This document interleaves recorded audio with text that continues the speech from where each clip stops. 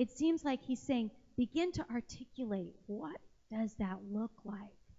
What does that look like? When fire comes, there's an articulate vision, an articulated speech that creates a vision that causes something to burn inside of us to see it come to pass. That's the purpose of a vision. You write the vision, make it plain, so that you can see it and believe in it and pray over it and begin to see it in the natural, so that when it happens in the natural, it's like an ear of corn. You know, you have this wonderful piece of corn that you want to, and it's just wonderfully ripe. Well, that ear of corn started with a little blade. A green little blade popped out of the earth. And before the blade, there was dirt. And the farmer put a seed in, and it was dirt.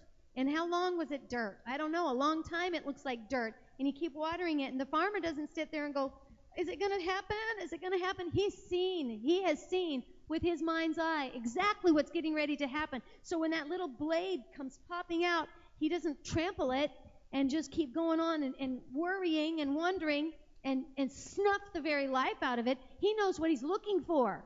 He can tell you without even looking, hey, I know what's coming. It looks like a little tiny green little bit of something coming out of the earth.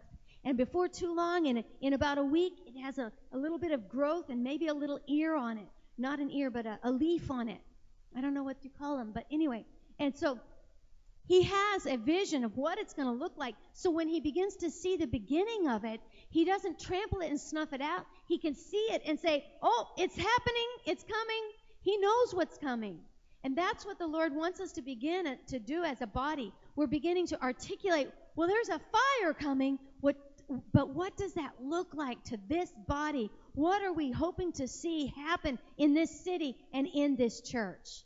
Okay? And that's what we were writing about on Sunday, was not what is being spoken about Shawnee, not what the statistics say, and not the hopelessness that permeates every individual in this city and the desire to leave. And I really particularly loved what you said about it's easier to go somewhere else where something's already happening.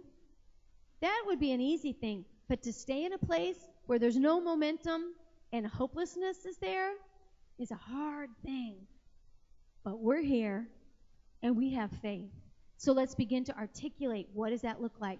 Here's what Shawnee is going to start looking like. And every chance you get, begin to remember what you wrote and what someone else wrote. And you begin to call those things that are not as though they were, and call them into being.